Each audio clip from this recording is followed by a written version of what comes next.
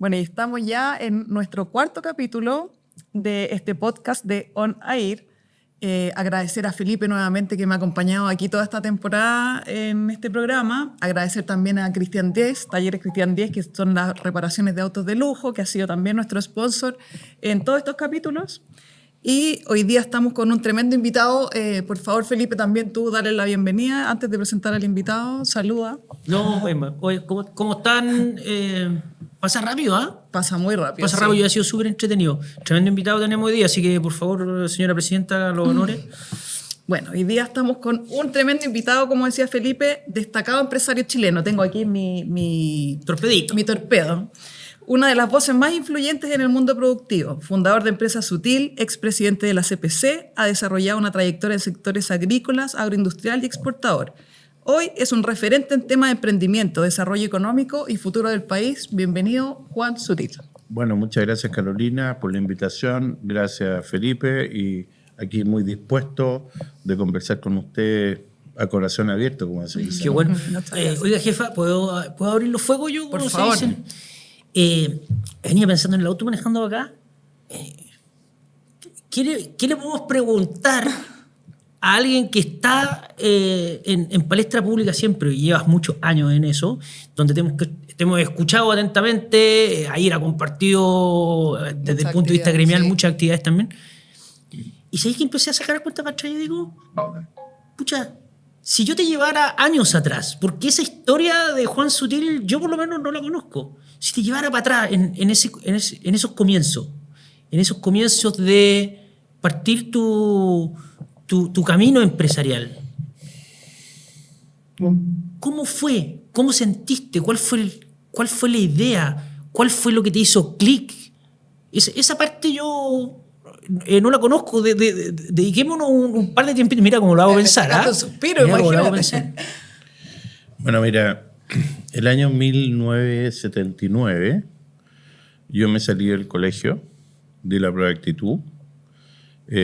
Podría haber estudiado Derecho en Valparaíso, porque me daban los números. Mi papá se enfermó de cáncer y decidí salir a trabajar, definitivamente. Y entré a trabajar a una compañía que se llamaba Galaval, que era Ganadera Larraín Valdivieso, que era competencia de Tattersall en esa época.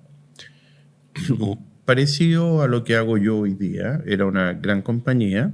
Yo llegué de junior. Y al poco andar llegué a hacerme cargo del departamento de intermediación de productos agrícolas. Cereales, trigo, maíz, avena, raps. El raps es para hacer aceite, ¿no? Nutrición animal.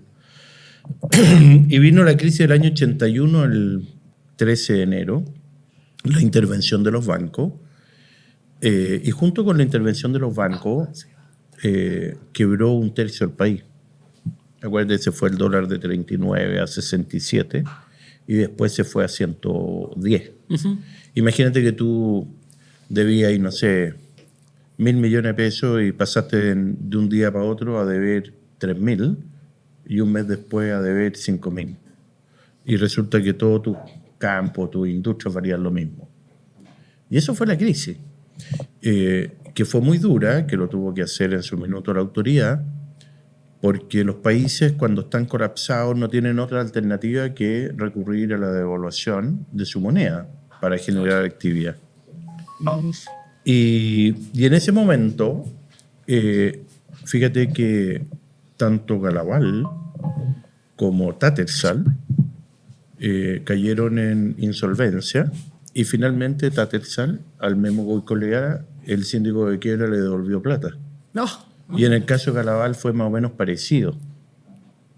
Pero era una crisis de liquidez de tal magnitud que no había liquidez, por lo tanto, el gobierno privilegió los bancos. Y en esa oportunidad, Felipe, yo tuve la oportunidad de entrar a trabajar a varias empresas que me ofrecieron trabajo, que yo trabajaba con ellas. Entre ellas la Valsil, que era Larraín Valdivieso y Silva, que son corredores de propiedades agrícolas, Inchalam y otras. Y tomé la decisión de abrir una oficina. Eso es como un input. ¿Y qué tenía yo? tenía una camioneta Nissan que había pagado 5 cuotas o 6 cuotas y me quedaban 20 para adelante. Y fui a Muebles Muñoz en la calle Estado con Moneda. ¿Te acuerdas de esos escritorios de eucalipto que habían antiguamente? Antiguo, Quizás tú no habías ni Sí, nacido. no, pero lo vimos, pero en Montblanc habían. Ya. Imagino. Oye, esos escritorios de eucalipto, fui y me compré un par de escritorios, una silla bien penca, no como esta, y una adelante para el cliente, porque no tenía plata para dos. Y firmé 12 cuotas, 12 letras. En esa época no existían las tarjetas de crédito, pero sin embargo te cuento esta historia porque yo tenía la convicción de que en esos años, yo tenía 20 años, yo podía montar un negocio de intermediación agrícola relevante. Y lo hice con puros cabros y yo la definición era, oye, ¿quién era el más revoltoso, pero el más encachado y el más busquillo en los colegios? Que eran cabros Claro. de la época mía y empezamos a trabajar. Y fíjate que en poco más de un año y medio, yo tenía 21, 22 años, yo ya controlaba 1/3 de los alimentos de Chile. Bien, imagínate. Trigo, maíz, aceite, arroz. ¿Y cuál fue la clave? ¿Cómo lograste? Mira, yo te diría que hubieron varias cosas. La primera es que había un delay o una desfase en la información de más de una semana. Y yo, haciendo un esfuerzo muy grande, me compré una pantalla así como esta, que era una pantalla de televisión antigua, y me conecté a la bolsa de Chicago, a la bolsa de Minneapolis, a las bolsas de Europa, y yo tenía un delay de 5 minutos cuando el mercado, el señor que compraba los granos en Aristía, en Superpollo, o en el Molino San Cristóbal, o en el Molino allá en Bulnes, tenía que abrir el diario El Mercurio o el diario Financiero y enterarse 10 días después de lo que pasaba en el mercado, que yo lo sabía con 3 minutos de diferencia. Ese es un factor que fue determinante. Y el otro, que al poco andar, mi bisabuelo estuvo vinculado al mundo agrícola y a la intermediación. Mi abuelo también, que fue corredor de la bolsa, y en esos años la bolsa se transaba en productos agrícolas, igual que acciones. Se llamaba Diego Sutil y mi bisabuelo Diego Sutil. Y mi padre hizo más o menos lo mismo, hasta que vino la Unidad Popular que lo destruyeron. Me refiero al gobierno Allende, que fue nefasto para la historia de Chile y es cosa de mirar o leer la historia, ¿no? Entonces, el segundo punto determinante fue que, oye, este señor Sutil, como que la gente en los campos o los agricultores como no sabían si era mi papá o mi abuelo. Me acuerdo que llegó un viejo, don Fernando Manterola, con una Amante Castilla enorme, esos viejos antiguos. Era un viejo que tenía un campo allá en Riñihue y otro en Requinoa, y fue a hablar conmigo pensando que iba a hablar con mi abuelo, ¿cachai? Entonces se dio que me conecté a los mercados. Segundo, que actué correctamente porque nunca usé la información para mí, la usaba para los clientes y conducía el mercado. Y eso me hizo conducir el mercado porque yo podía informar las tendencias, sabía lo que pasaba con los mercados fuera de Chile, para dónde iban los precios del trigo, del maíz, del aceite, del arroz, del azúcar. Y esa información la entregué transparentemente. Nunca tomé una posición propia, nunca. Hasta hoy día. Y eso me dio mucho prestigio en el mercado, porque la gente me empezó Transmitía como... confianza. Claro, Sí, claro, confianza. obvio. Entonces tenía la historia del nombre, eso, y mucho orden y disciplina. Mucho orden y disciplina. Mucho orden y postergación. Yo no tenía ni... Tenía un pantalón para salir el fin de semana y otro pantalón gris para ir a la oficina, güey. Y empecé a ganar plata, mucha plata, porque llegamos a manejar, imagínate, casi 1/3 de los alimentos de Chile, y en el caso del trigo un poco más. Y empecé a formar esta como batería de broker. Es como las mesas de dinero en los bancos, ¿cachai? Y teníamos en esa época teléfonos que eran manuales. Yo tenía 3 secretarias, entonces me pasaban tic, y yo agarraba, y tic, don Juan, aquí el señor de Superpollo, aquí el señor de esto, aquí el Molino, acá de Buenos Aires, acá de Canadá, ¿cachai? Y después empezamos a traer barcos completos, ¡Wow! porque Chile empezó a crecer, pues, bueno. Claro. Chile empezó a crecer La en los demanda. años 90. Dejamos de ser un país pobre, pasamos a ser un país medio, cada vez más grande. Pero espérate, tenías 30 años. No, tenía Menos. 20, bueno, Claro. 22. Y me casé a los 22. Me casé con 23 años recién cumplidos. Yo cumplo el 1 de octubre, me casé el 9 de noviembre con la María Isabel. Buena partner, entonces. Buena partner, llevamos 41 años juntos. Hemos formado una linda familia. Ella ha sido muy partícipe de todo el desarrollo y el trabajo que hemos hecho juntos. Ella ha hecho su parte, yo la mía, en conjunto. Y bueno, yo a los 25 años, dentro del mundo agrícola, ya era relevante. Ya era relevante porque, chuta, manejar 1/3 de los alimentos de Chile y manejar las importaciones, Sí, po. la distribución. Y ahí me di cuenta, para terminar esta historia, que había mucho intermediario. Un productor de nueces le vendía a un comerciante local. El comerciante local, a través de un corredor, como podía ser yo, le vendía a un bodeguero de La Vega. Ajá. El bodeguero las limpiaba, las arreglaba, las metía en un saco y después había un broker que las exportaba o un exportador que las exportaba a Brasil. Y en Brasil había un gallo que las recibía. Entonces habían como 7 manos. Sí. Claro. Y el segundo gran acierto, que fue Hortifruti, Pacific Nut. Hortifruti lo fundó Víctor Moller, valga la importancia. Yo fui como cofundador, o yo partí el año 83, pero Víctor partió antes del año 81. Lo que nos dimos cuenta era que había que juntar la punta del productor con el consumidor. Sí, claro. Y eliminar todos esos Claro. intermediarios.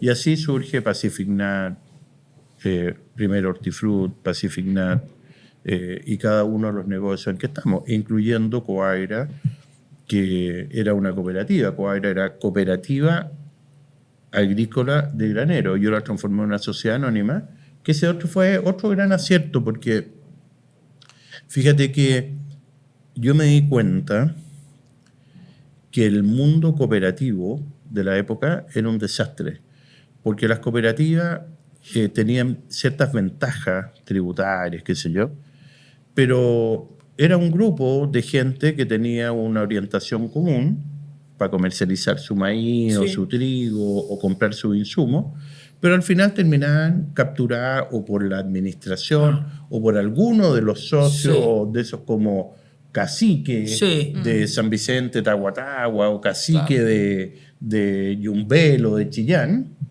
Y yo dije, ¿sabes qué más? Esta cuestión está colapsada, fracasada. Independiente que hay buenas cooperativas, está Copeuch, que es una buena cooperativa, está Colún, que es un ejemplo, pero ellos tienen una mirada empresarial total. Sí. Tienen la carcasa cooperativa, pero tienen una mirada empresarial. Y por eso son exitosos. Entonces yo dije, ¿sabes qué más? Esto, si no se formaliza, no se le pone orden, un poco lo que está haciendo el gobierno hoy día, que está volviendo a poner orden, ¿no? Disciplina, de un país que se está yendo por la borda, digamos, después de este último gobierno que tuvimos del presidente Boric. Disculpen que haga el paréntesis y la comparación. Bueno, y estas cooperativas, al final, tenían los clientes, tenían los mercados, pero estaban pésimamente administradas. Y yo tomé control de Coagra, la transformamos en sociedad anónima. Después tomamos la cooperativa O'Higgins, la sumé. Después la cooperativa de San Vicente, la sumé y la fuimos transformando en empresas. Claro. Y hoy día Coagra está con una red nacional desde la 4ª región o 3ª región hasta la 14ª, creo que es Puerto Montt y Puerto Varas. Imagina. Y es la distribuidora, yo te diría, líder de la industria. No es la que más vende, porque Copeval vende como 60 millones de dólares más que nosotros, o 70. Pero bueno, a mí lo que me interesa es liderar cada uno de los ratos. Claro. ¿Ah? Gestión, resultados, Sí. capital, servicio, más que, oye, soy más grande porque vendo 60 millones de dólares más.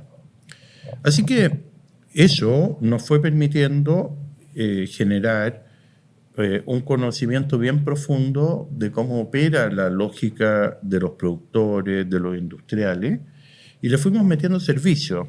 Y llegó un momento en que nos planteamos el modelo, y Edmundo Ruiz, que lleva casi 30 años trabajando conmigo desde que salió de la universidad de ingeniero civil, que además es el CEO de Empresa Sutil, de repente me dice, mira Juan, nosotros estamos en el input de la agricultura. Le entregamos aceite, combustible, fitosanitario, semilla, fertilizante, todo lo que el agricultor necesita. Y estamos en el output porque le pescamos sus frutas y se las exportamos al mundo. Las nueces, las almendras, las ciruelas, las pasas, los arándanos, las moras, las frambuesas, las frutillas, los espárragos, están en el output. Entonces le entregamos lo que el agricultor necesita y nos pasa lo que él necesita comercializar. Pero ¿sabéis qué? Falta el aceite, me dicen. Me falta el aceite, y el aceite es Banagro. Y ahí tomamos la decisión de fundar hace ya más de una década Banagro, que es un pequeño banco agrícola que nos sentimos muy orgullosos. Y lo voy a poner en palabras fáciles. Cuando un agricultor llega a Banagro, y de repente, claro, Banagro es un poquito más caro que el Banco de Chile o el BCI, y de repente te lo dice el agricultor, oye, pero ¿por qué me cobráis si el banco me cobra el 1, me cobráis el 1,3? Entonces tú le dices, mira, que tengo un problema de fondeo, Sí. Y por lo tanto mi costo es más alto. Entonces, en vez de decirle eso, yo le digo, a ver, ven para acá. Tú vas a sembrar 200 hectáreas. ¿Cuánto vas a vender? 200 hectáreas a 2,5 millones, venden 500 millones. ¿Tenéis plata? No, no tengo plata. O sea, necesitáis, para esos 500 millones, necesitáis 300 que te los ponga yo. ¿Cuánto te vas a ganar? 150. Ya, pues yo te cobro, y te cobro un poco más que el Banco de Chile, yo me voy a quedar con 30. Y tú te ganás 120, pero si yo no pongo la plata, tú no te ganás eso. Nada, claro. Chao, no así el negocio.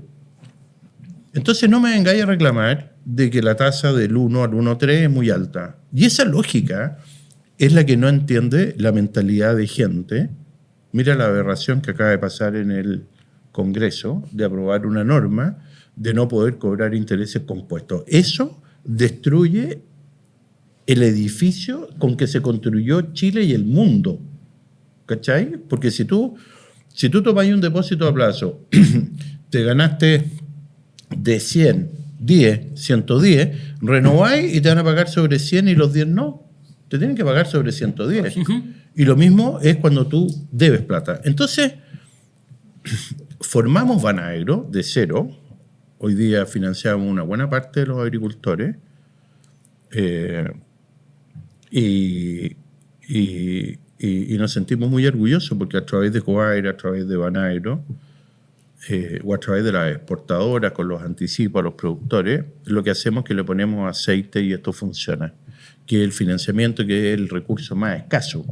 Sí, claro. Más escaso, o Hoy día sea, más que nunca. Sí, está duro. el único negocio en los cuales yo siento que estamos sold out es en Banagro, porque la gente necesita los recursos y tú eliges a quién apoyas, a quién Sí, no, claro. o qué proyecto es elegible o no.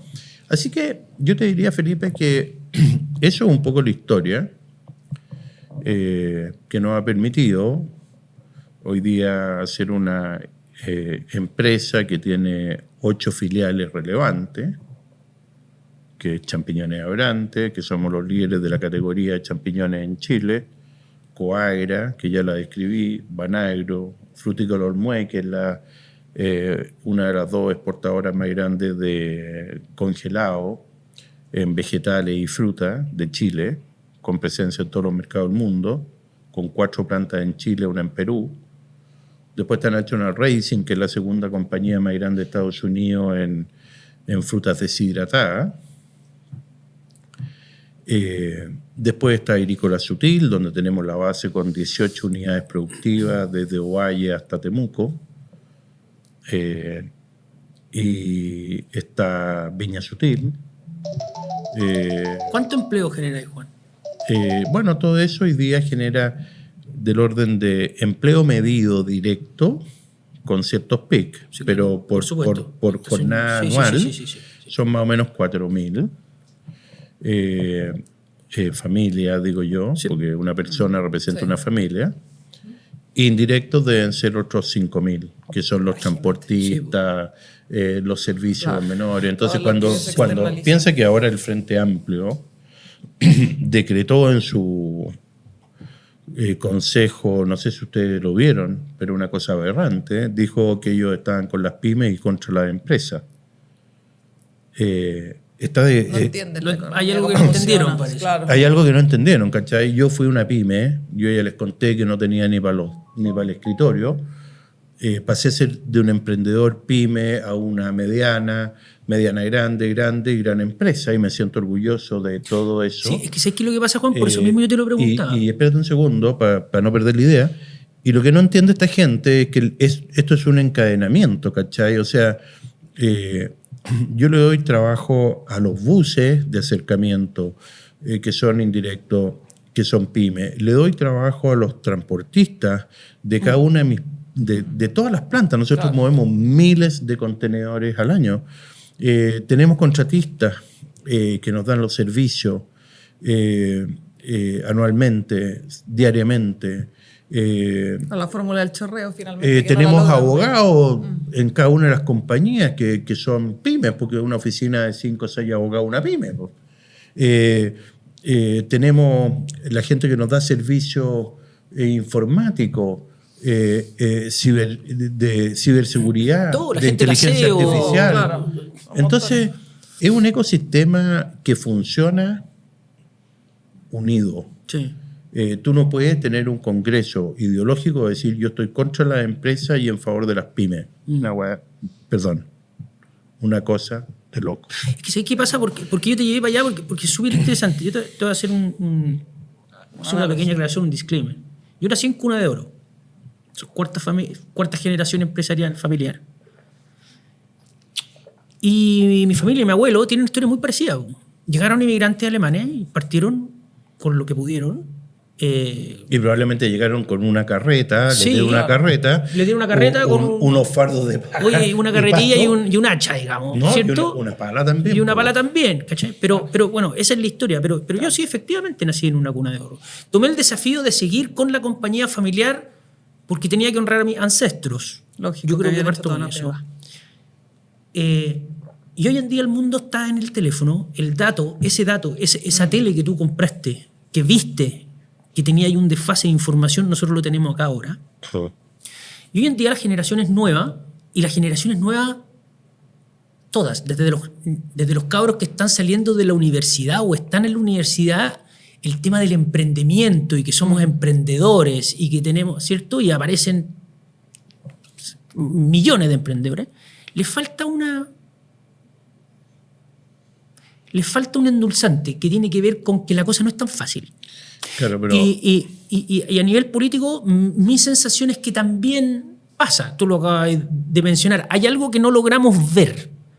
O que no quieren ver. O que no peor, quieren yo ver, creo. que esto es tiráis la semilla y pum, aparece el árbol y el árbol al tiro da fruto. ¿Me cachai o no? Entonces, por eso que te lo preguntaba, porque es súper importante para todas las empresas, para todas las pymes, para todos los emprendimientos, entender que la cosa no es tan fácil. No y es que solo hay hambre, sino que hay que trabajar. ¿Me cachai o echar la no? bala. Entonces, y en la clase política yo tengo la sensación, y probablemente la Caro te va a llevar para allá, tú lo mismo lo mencionaste y lo mencionas harto porque yo sé que te importa, pero la clase política efectivamente es como si no viera. ¿Ah?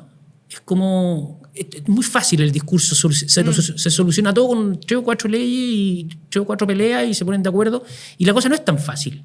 Hay una cadena, mira tus empresas, digamos, cómo va para allá. Mira mi pequeña pyme de colorantes textiles, digamos, ¿cierto? De anilina. Pero mira lo que genera la artesana que tiñe su lana, que después la vende, el gallo, la costurera que renueva la ropa. ¿Me cachai? Hay todo un ecosistema abajo. Y por eso que te lleva ahí, porque creo que es súper importante que anclemos estas conversaciones tan elevadas que tienen que ver con esta clase política y vamos a ir para allá, vamos a ir al tema de cómo tú ves la situación país. Pero abajo hay una masa que sustenta todo eso y es como que la cúpula no la viera. ¿Ah? Yo todos los días igual me tengo que levantar a trabajar. Sí, claro. Lo que pasa es que yo creo que ahí hay que bajar un poquito la paja de no sé cómo el dicho. El grano de la paja, ya. Mira, hay gente que piensa que la libertad, el emprendimiento, el desarrollo, los encadenamientos productivos, las alianzas públicas privadas, las buenas políticas públicas, levantarte en la mañana y venir peinado para acá y cambiarte la camisa y andar ordenado y no fumar marihuana, esa gente ordenada piensa en la libertad. Y hay diferentes personas que piensan con ciertas matices. Hay otros que se sitúan hoy día en la socialdemocracia, que piensan que el crecimiento, el desarrollo, los encadenamientos productivos son los correctos. Pasó en Europa, ¿no? ¿Sí? Y que tienen una motivación social. Y resulta que dentro del mundo de la empresa también existe eso, porque ¿quiénes financian las fundaciones? ¿Quiénes financian las obras sociales? ¿Quiénes están permanentemente ayudando a las comunidades? Son las empresas, los empresarios, las pymes. Están ahí permanentemente. Yo te digo, yo te puedo demostrar, es cosa que tú te metas a la página web de cualquiera de las empresas, mediana o grande, o incluso la nuestra, y te vayas a ver que invertimos muchísimo dinero, más allá de pagar nuestros impuestos, en contribuir al desarrollo de la sociedad. Y después tenía una parte que es gente que yo no logro entender, porque para mí pensar de izquierda, me cuesta mucho pensar que gente inteligente pueda pensar de izquierda. Y más todavía, pensar como piensa la juventud actual de la izquierda, o como piensa el eje de Frente Amplio Partido Comunista, que han fracasado en todas partes del mundo. Me cuesta entenderlo, que piensen todavía ahí. ¿Y sabes por qué? Pues te voy a poner un ejemplo. El cambio geopolítico más importante de los últimos siglos fue el término de la Segunda Guerra Mundial. Entonces se junta aquí la izquierda, acá se junta la derecha, para ponerlo así, o aquí la libertad y aquí la opresión, y deciden repartirse el mundo. Y a Alemania le tiran una raya y le ponen un muro. Y tú vas a cachar porque tú eres alemán. Sí. Los alemanes de acá los dejan en la opresión y los alemanes de acá los dejan en la libertad. Eso mismo pasó en Corea del Norte y Corea del Sur. Esta gente con libertad, Alemania, tiene los mejores autos del mundo, los Audi, los Mercedes, los Volkswagen, los Porsche, bueno, sigue. Tiene las mejores turbinas del mundo, tiene la mejor robótica del mundo, tiene lo mejor en materia industrial del mundo y además los mejores sistemas sindicales de integración, de libertad. Estos mismos alemanes, que yo conozco familias que quedaron entre medio y que si pasaban para allá, el señor Honecker los mataba, dictador, él, comunista.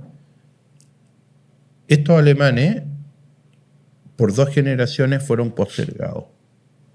¿Y qué pasaba en Alemania Oriental? Eran subdesarrollados, no pintaban las casas, andaban... Sí, es cosa de ver. Todavía Andaban- se ve la Todavía diferencia, quedan, es súper claro, impactante. sí. andaban en no unos resuelve. autos, ¿te acordáis que tiraban humo, Sí, una sí, sí, especie de lava? Sí, sí. No fueron capaces de desarrollar tecnología y todo. Y era la misma gente, la misma genética, pero con un sistema opresor y un sistema de la libertad y el emprendimiento. Entonces me cuesta a mí entender que haya todavía gente en Chile, y especialmente jóvenes que fueron toda la universidad, que piensen en hace una semana atrás, en un congreso ideológico de que ellos están contra la empresa. Me cuesta entenderlo. Es una Es cosa una locura. de loco, porque además, por último, yo lo podría haber entendido en el año 1900 con la Revolución Industrial, donde no habían derechos sociales y resulta que tampoco había un ordenamiento muy claro y resulta que había que ordenar los horarios de trabajo, había que ordenar la previsión social, etcétera, etcétera. Y resulta, y esto para las personas que nos están escuchando,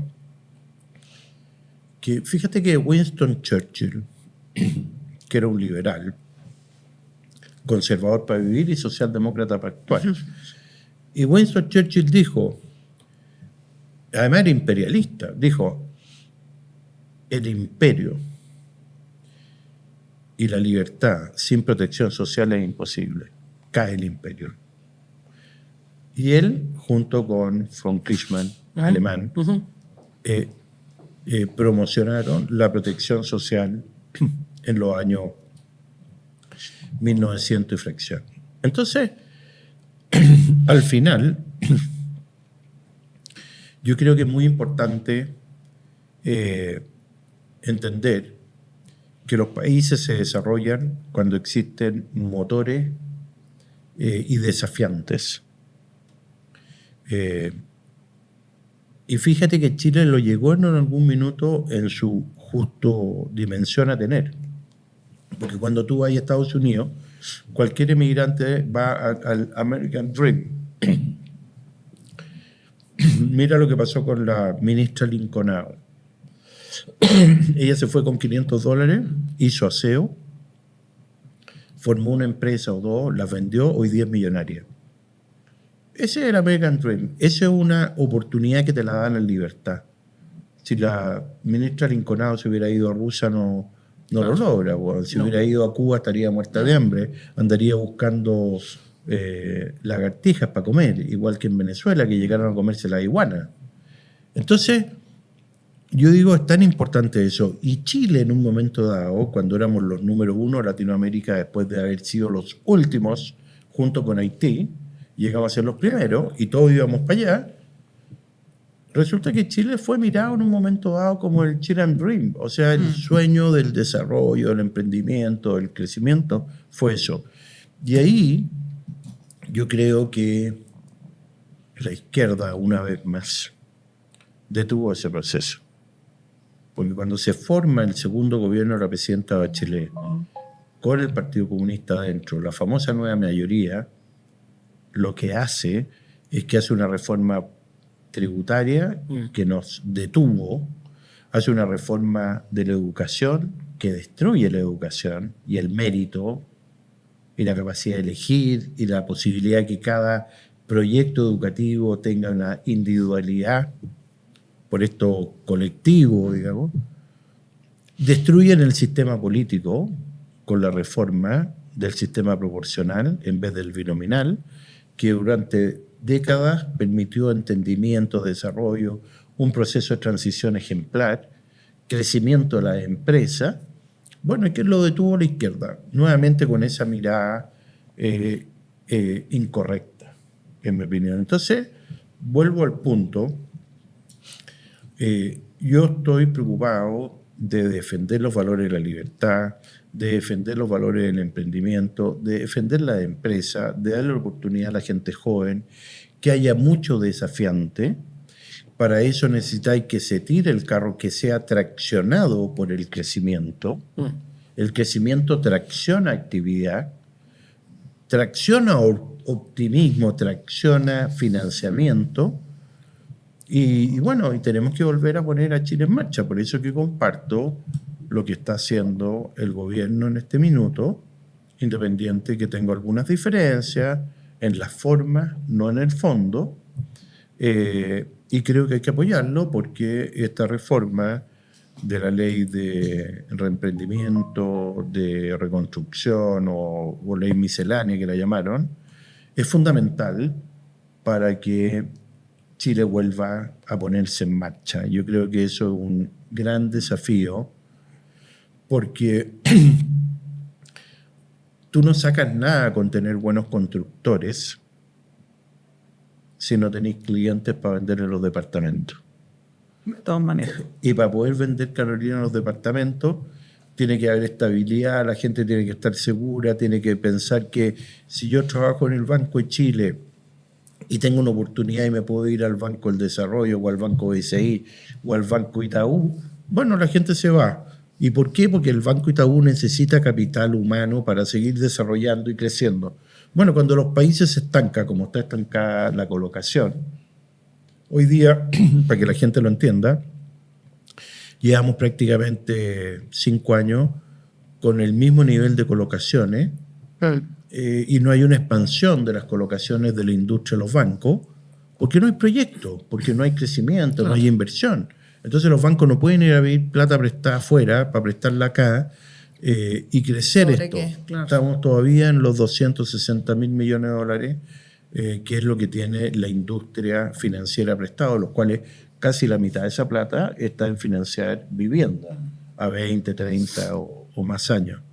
Entonces, es muy importante el crecimiento. Y cuando yo hacía la analogía anterior de gente que pensaba en la libertad o la socialdemocracia, que también pensaba en la importancia de la empresa y todo, yo creo que quedó rubricado en piedra cuando el presidente Lagos dice el crecimiento es fundamental y el resto es música. ¿Se acuerdan que lo dijo? Sí. Sí. Entonces, ahí tú dices, bueno, chuta, el presidente Lagos ponía como el retrovisor para la izquierda, pero hablaba siempre para la derecha. Sí. Siempre. Sí. Siempre habló para la derecha y entendía que las empresas, el desarrollo, el crecimiento era fundamental. Y esa es la misma diferencia entre un Corea del Sur que tiene Samsung, Kia, LG, y Sumi sigue. Y vamos sacando, digamos. ¿Ah? Y vamos sacando y mejorando. Todos los días. Y es un país donde hay una clase media pujante, donde no hay pobreza, donde todo el mundo está feliz. ¿Cómo no va a ser maravilloso que un país crezca, se desarrolle, como ocurre en los países desarrollados, y la pobreza sea por otra razón? Porque cayó en la droga, porque tiene un problema de Salud mental o de algo salud por el estilo. mental, que es lo que tú ves un poco en Estados Unidos, que en general la gente que está en la calle es porque tuvo un trastorno, porque tuvo un problema, porque cayó en la droga, pero no es porque no pueda trabajar. Si en Estados Unidos tú trabajas ahí Claro, no es por y oportunidad. te podés ganar $50.000 limpiando baños al año.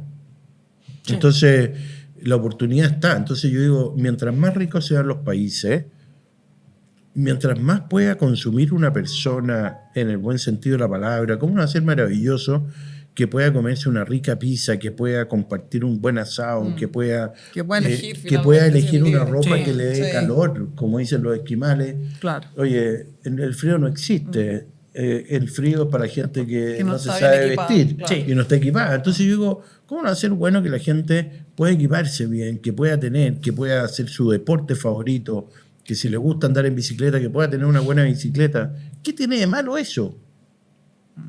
Al contrario, tiene mucho bueno, porque el gallo tiene una buena bicicleta, va a necesitar un taller que se la mantenga, ¿no? Sí, claro, obvio. Y otro importador que traiga el repuesto, que traiga los frenos, que traiga las piolas. Y es una Parte de cadena. toda la cadena, claro. Es una cadena. ¿Ah? Es como cuando la gente dice, oye, es que este gallo que anda en un BMW, como, oye, pero ¿cuántos millones de personas trabajaron en la fábrica? Le dieron trabajo, se educaron familias fruto de eso. ¿Cuántos talleres hay en el mundo? Claro. Tal que le carga la benzina. ¿Cuántas distribuidoras venden estos autos?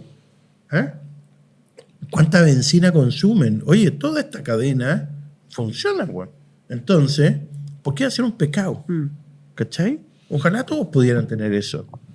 Sí, 100% de acuerdo. Oye, Juan, y cuéntanos cómo fue, volviendo un poco a tu historia personal, porque la IR está conformada por muchas empresas medianas y algunas grandes también, Y de rubro absolutamente diferente. totalmente diferente. Entonces, tú nos contabas en tu historia que tu crecimiento fue un poco explosivo, además. ¿Cuáles fueron las principales problemáticas que te tomaste al hacer ese cambio, digamos, de ser una pequeña empresa a ser hoy día, imagínate, el imperio sutil? Bueno, yo pasé, como todas las empresas chicas o medianas, primero tú vas buscando confianza a través de trabajar con tu familia. Después viene un proceso que es bastante complejo, que es profesionalizar la compañía, sistematizar la compañía cuando tú vas creciendo. Yo siempre he sido contrario a esta cultura corporativa, ¿verdad? Porque la asocio a la burocracia. Pero tú tienes que buscar una componente de agilidad, competencia y elegir por meritocracia a los mejores. Y tomamos la decisión de profesionalizar la compañía, buscar muy buenos talentos, pero sobre todo yo te diría que lo único que estudié, nocturno, por supuesto, en el IPB de la época, ahí en la calle República, que iba a clase de 7 a 11 de la noche, 7 de la tarde, después la pega.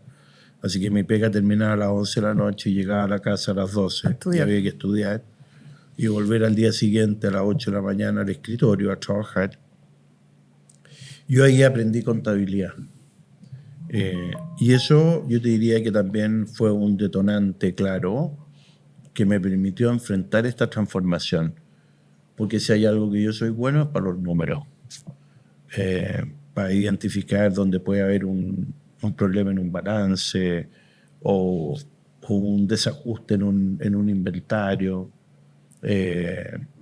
Y yo hablo y hago empresa a través de los números. Y eso también es una construcción que hoy día con la inteligencia artificial, con los sistemas, ayuda. Piensa que nosotros fuimos pioneros en la implementación de SAP en Chile. Fuimos la segunda compañía en implementar SAP en Chile. Y fíjate que este sistema de control de personal, que no me recuerdo en este minuto, fuimos nosotros los pioneros. Ya me voy a acordar. Entonces hemos ido aplicando mucha tecnología. ClickView lo empezamos a usar hace 10 años. Y ClickView en el fondo es como una inteligencia artificial igual que IA, y que te pesca todas las bases de datos de la compañía y tú puedes ver los resultados por cliente, por sucursal, por línea de producto, y eso es muy importante verlo y que hablen para poder hacer acciones. Y ahora estamos en un proceso ya hace 10 años, ahora cumplo 65, iniciamos un proceso con Edmundo, que es CEO de la compañía, hemos trabajado 30 años juntos y además es socio minoritario. El proceso de traslape o de sucesión a mis 4 hijos. Yo tengo 4 hijos hombres y eso también ha sido muy exitoso y me siento muy orgulloso. Y nosotros tenemos aquí Empresa Sutil, donde está algunos servicios compartidos, está Fiscalía, Contraloría, Auditoría, está el área financiera, sostenibilidad, sustentabilidad e innovación. Y después están las compañías abajo. Y esas compañías yo lo denomino como los silos, ¿cachai? Sí, perfecto. Que son verticales y aquí arriba está. Entonces, mis hijos participan en los directorios o en la mesa, presidiendo la mesa de directorio de las compañías, o bien se cruzan y es director de una y presidente de otra. Perfecto. Igual Edmundo, que es presidente de 2 compañías. Hoy día soy solo presidente de Banagro, aún, pero el resto está traspasado. Y eso ha sido muy exitoso porque al final como decía un amigo mío en un chat de empresarios que son de mi edad para arriba, dice, oye, a veces este chat tiene un problema de carnet de identidad, dice. Porque yo como banquero, dijo, veo que hay mucho cabro joven de 40 años, 50 años, 30 años que está con mucha fuerza pidiendo plata y que quiere hacer proyectos, que quiere hacer desarrollo. Entonces, no hay que tener esto con la mirada de los 70, 75, claro. 80, hay que tener la mirada global. Y en ese sentido, hay mucha gente que está dispuesta a tirar el carro, y ahí es la importancia de que los valores de la libertad, los valores del emprendimiento, la importancia de los mercados abiertos, de entender que nosotros somos una economía que tiene que crecer y que tiene ventajas comparativas, y que el segundo piso del desarrollo no se construye en un día, que es otro error de la gente del Frente Amplio. Se construye después. Nueva Zelanda, Australia, Canadá tienen la misma matriz productiva que Chile. Industria forestal, pesquera, sí, minera, etcétera, etcétera. Sí. Turismo. La misma. Pero ¿qué es lo que pasa? Que tú tenés que tener una masa crítica para empezar a meter tecnología. Y resulta que hoy día todos los salmones se producen con full tecnología. Yo te invito a ver las salmoneras y se manejan remotas igual que las minas hoy día, que las minas, los conductores son remotos, y hay una cantidad de cosas que la hace la robótica, pero sí necesitáis un sistema que esté atrás. Entonces, hay tecnología aplicada. Los salmones en Chile tienen más exigencia que los de Noruega, y están en el mercado mundial, y que depende prácticamente, yo diría, de Osorno al sur, depende de la industria del salmón, en buena hora, y puede crecer al doble, sin afectar el medio ambiente. Tienen que entender que hace 40 años atrás, claro, los salmones, los alimentos decantaban. Hoy día el alimento flota y se lo come el salmón y no decanta. Y tanto es así que cuando esta industria partió, tú tenías los salmones a 20 metros de profundidad, hoy día tenéis los cultivos a 200 metros de profundidad, y resulta que la norma dice que si hay contaminación te cambian, y está lleno de centros de cultivo que llevan 4, 5, 6 ciclos que no los quieren cambiar porque no contaminan. Entonces yo digo, ¿cómo no se meten eso en la cabeza? Y te lo digo, estoy hablando en serio. Sí. A mí una persona del Ministerio del Medio Ambiente, cuando yo era presidente de los empresarios, y voy a pelear por ello al ministerio, me dice, oiga, usted defiende los ratones acuáticos. A ver, ¿qué me estáis diciendo? Son salmones, no son ratones acuáticos. Entonces, no puede haber una persona en el Estado que piense así, como tampoco puede haber una persona en el Estado que piense que el Hospital del Cáncer en plena ciudad tiene que tener un cordón biológico para las arañas. O sea, eso es de loco. O sea, imagínate que yo salga aquí en la calle Encomendero y te diga, mira, Felipe, ¿sabes qué más? Yo no vuelvo para acá porque tú no tenías un cordón biológico para hacer las arañas de un lado al otro de la calle. Bueno. O sea, una barbaridad. O sea, yo me voy a arrestar porque te juro que me saca mis casillas. Sí, me saca mis casillas. O sea, no merece mi opinión. Sí, claro. Y te voy a contar una anécdota no menor. En el proceso constitucional 1, yo como presidente de la CPC iba, yo te diría, unas 2 o 3 veces a la semana a tratar de provocar y de lograr que esta gente entendiera lo error garrafal que estaban construyendo. Y en una oportunidad fui a la Comisión de Medio Ambiente y Desarrollo Económico, o Modelo Económico. Y partí diciendo, me siento orgulloso de representar a los empresarios de Chile, me siento orgulloso de representar a la industria forestal que tiene estándar de producción más alto que Canadá, Estados Unidos, Nueva Zelanda. La industria del salmón que tiene estándar de producción mejores que los de Noruega, y es verdad. La industria minera que tiene estándares superiores a... Eso lo dijo, me acuerdo cuando fuimos con Boric a Canadá, Y el propio primer ministro de Canadá dijo: quiero felicitar a Chile porque tiene estándares productivos en minería mejores que los de Canadá. Imagínate. Cáchate. Y yo digo, me siento orgulloso de representar a los mineros, me siento orgulloso de representar la industria de la pesca, la industria de los alimentos, que ya ni siquiera cumplimos las normas, sino que tenemos que cumplir con lo que la Carolina le quiere dar a sus hijos y lo que va a leer en la contraetiqueta, que es más allá de lo que la norma exige. Claro. Sí, claro. Bueno, termina este discurso, por supuesto me lo interrumpieron, está grabado, y de repente una chiquilla de la convención me mira y me dice: blanco, heteroformado, capitalista, extractivista. Extractivista. ¿Cachai? Acuérdate que ellos querían decrecer. Claro. Decrecer. Y yo te digo que de los traumas que podría llegar a tener cuando me muera es haberme sentido tan menospreciado, basureado como fue en la Convención Constitucional. ¡Wow! Yo nunca había sentido agresiones de esa naturaleza, de gente inteligente. Hasta la Constanza Schoenstatt, que era la pareja de George Jackson, fue muy violenta en un momento dado. Inentendible, porque es una mujer inteligente, ¿no? Es muy inteligente, sí. Pero de repente esta gente se siente con poderes como lo sintió Baza, como lo sintió este otro pelado, Atria, que los desbordó, ¿cachai?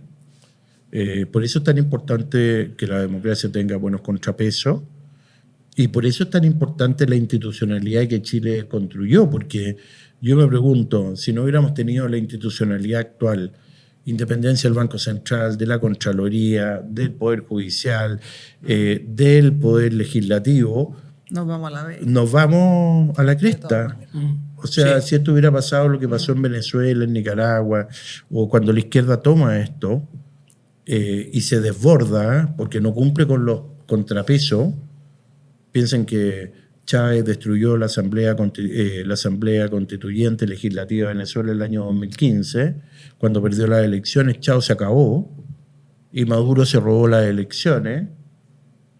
Y acá toda esta gente que estaba en la convención que yo he nombrado hubiera hecho lo mismo.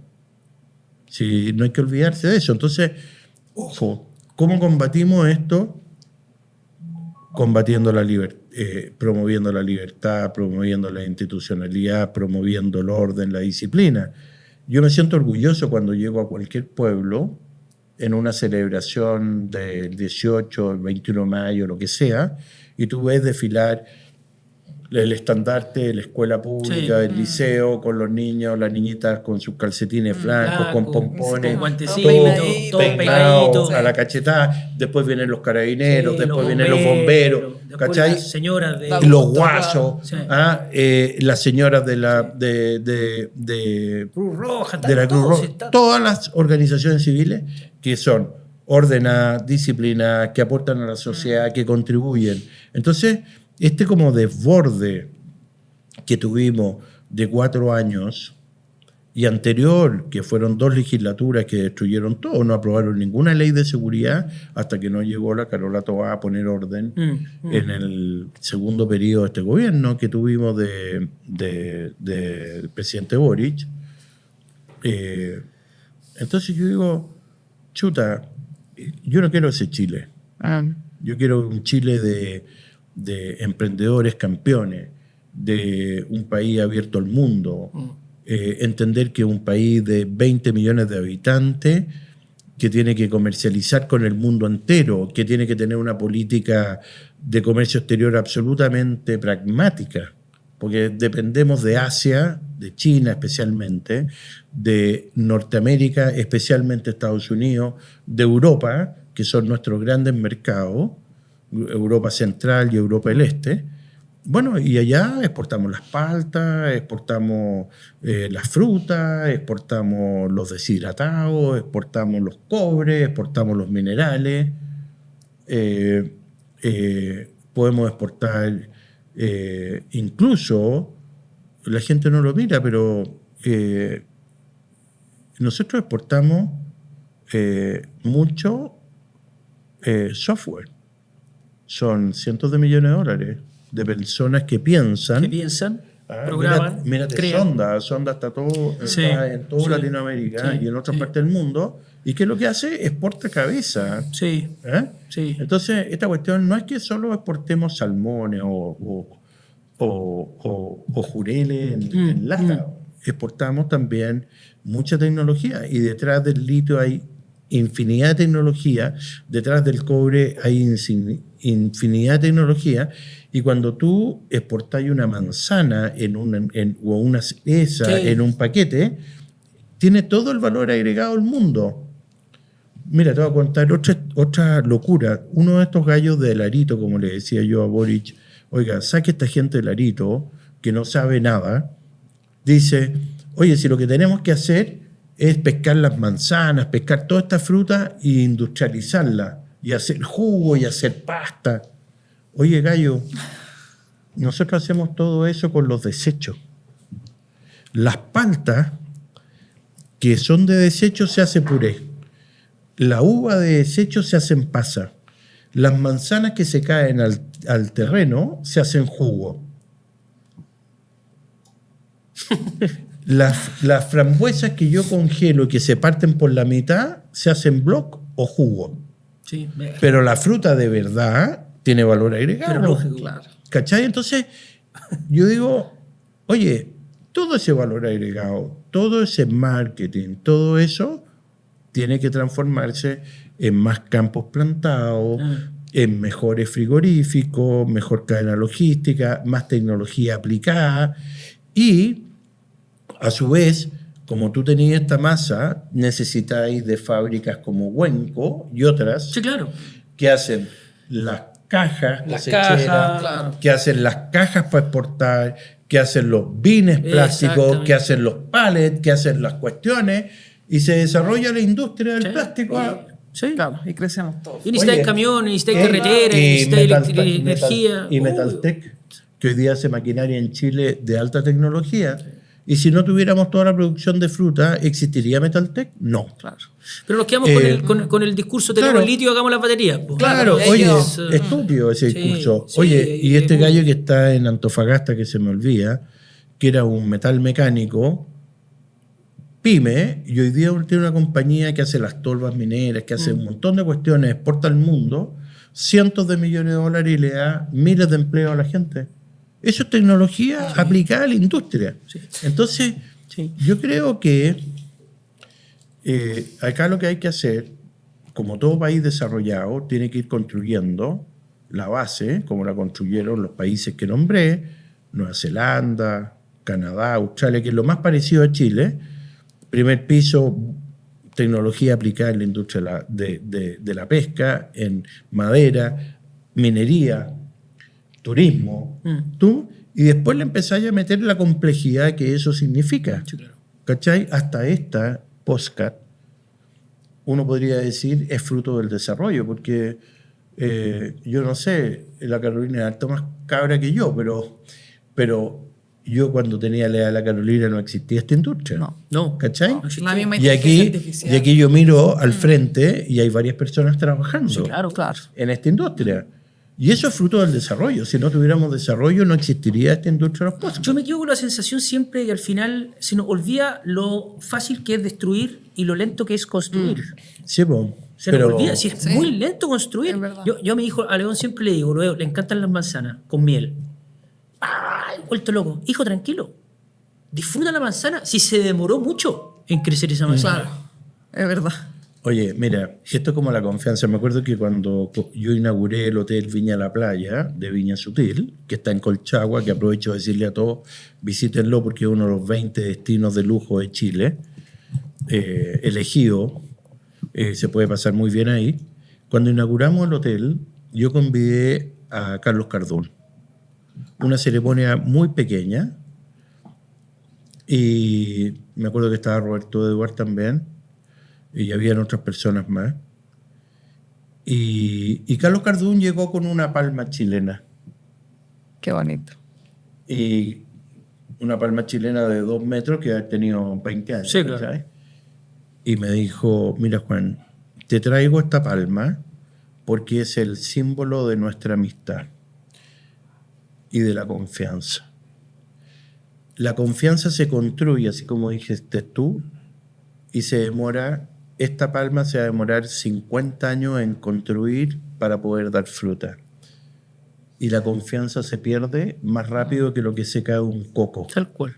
Y un coco se cae en un segundo y se acaba la confianza. ¿Y cómo duele si te pegan la cabeza? Y construirla nos demoramos 50 años, ¿cachai? Entonces yo digo, oye, yo no puedo construir, y con esto termino, si no me van a echar, yo no puedo construir con personas que al frente dicen, usted es el enemigo.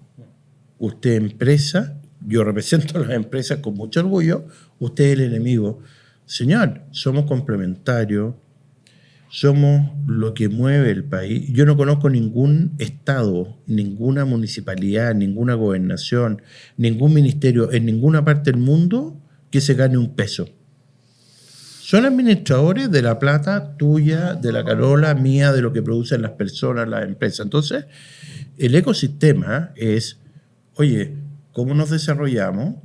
Y este eslogan de que el desarrollo atenta contra el medio ambiente es falso, güey. Si tú tenés buenos estándares, no tenés ningún problema. Y esos buenos estándares no tienen que pasar por una burocracia de 8 años para hacer un proyecto. Esos mismos proyectos en países súper exigentes como en Europa se demoran 1 año, 1 año y medio. Y en Estados Unidos también. Y protegen como nadie el ecosistema. Entonces, aquí yo creo que hay que volver a poner orden, hay que poner la disciplina, hay que poner los incentivos donde corresponde. Y yo le deseo a que este proceso, que lo está liderando el actual gobierno, sea un proceso largo, porque Chile lo necesita para poder retomar el camino del desarrollo y el crecimiento. Y no se nos olvide que cuando yo te hablaba de que Chile era como Haití, en ese minuto teníamos $4.000 per cápita, y el Banco Mundial está proyectando, y el Fondo Monetario Internacional, para el 2028, que estamos a la vuelta de la esquina, llegar a $40.000. Entonces Chile puede llegar al desarrollo. Entonces esta cuestión no es como cree la izquierda que tú tenés que parar el desarrollo y redistribuir. Está bien, hay que asignar correctamente, para eso está el Estado, pero sobre todo hay que potenciar para que el crecimiento sea mayor y hayan más salmones, más bosque, más seguridad. No puede ser posible, ustedes son empresarios, que nuestro sector esté gastando casi 2 puntos del PIB en autoseguridad. Sí, claro. O sea, para que la gente lo entienda, son casi $7.000 millones al año que pagamos las empresas por tener seguridad, por tener monitoreo, porque no se nos metan a robar a las bodegas, a los campos, a las industrias, por tener guardias. Sí. Porque el señor que va a un mall, el mall tiene que preocuparse de tener guardia para que no le roben a la señora el paquete cuando se sube al auto. Y eso debiera ser todo hecho eficientemente por el Estado. Sí, claro. Y no está ocurriendo. Entonces hay que hacer que las cosas pasen para que esto vuelva a tener la normalidad que tuvimos siempre. Es verdad. Oye, se nos quedan un montón de preguntas en el tintero, nos pilló el tiempo, demasiado entretenida la conversación.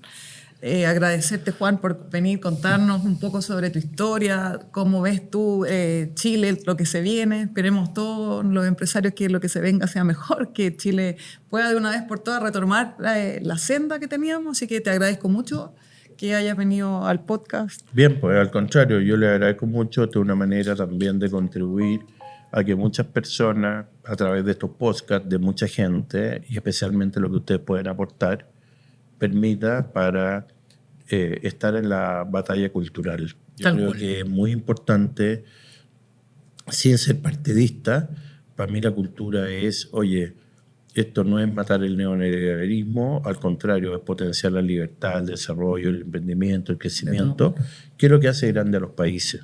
Muchas gracias, Juan. Gracias, jefa. Nos vemos. Y gracias a Cristian Díez también por ayudarnos aquí con el auspicio de nuestro Invitemos podcast. a Cristian a un podcast. De todas maneras, Súper. próximo invitado. Bien, Muchas gracias. Gracias.